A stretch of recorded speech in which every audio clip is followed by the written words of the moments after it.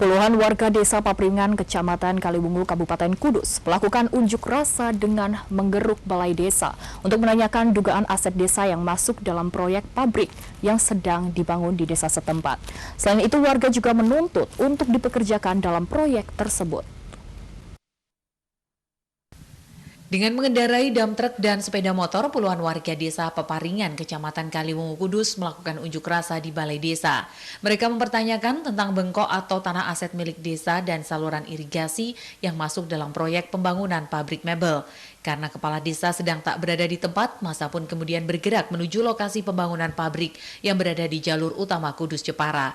Di pintu proyek pabrik, mereka kemudian melakukan orasi secara bergantian dan meminta izin untuk memasang baliho besar di tanah aset desa yang diduga masuk ke dalam proyek pembangunan pabrik.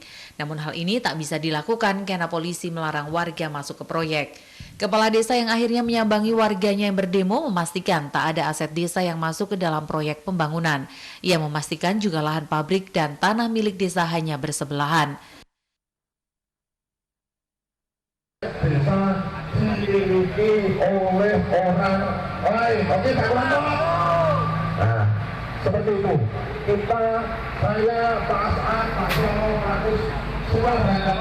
Pemerintah Desa Papringan telah sepakat berkomitmen tidak akan diperbolehkan hak atau aset kita tanah desa dimiliki orang lain tanpa melalui prosedur yang benar.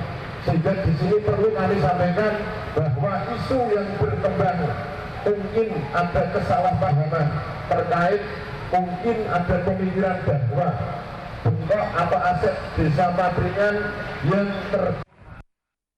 Amin menambahkan bahwa nantinya warga desa Papringan akan menjadi prioritas untuk direkrut sebagai tenaga kerja karena memang sudah disepakati oleh pihak desa dan manajemen pabrik. Sebelum mendemo membubarkan diri, mereka memaksa untuk masuk ke dalam proyek dan memasang baliho besar di tanah bengkok yang berada di dalam pagar proyek pembangunan pabrik. Dari Kudus, Nur Hairudin, Tim iNews melaporkan.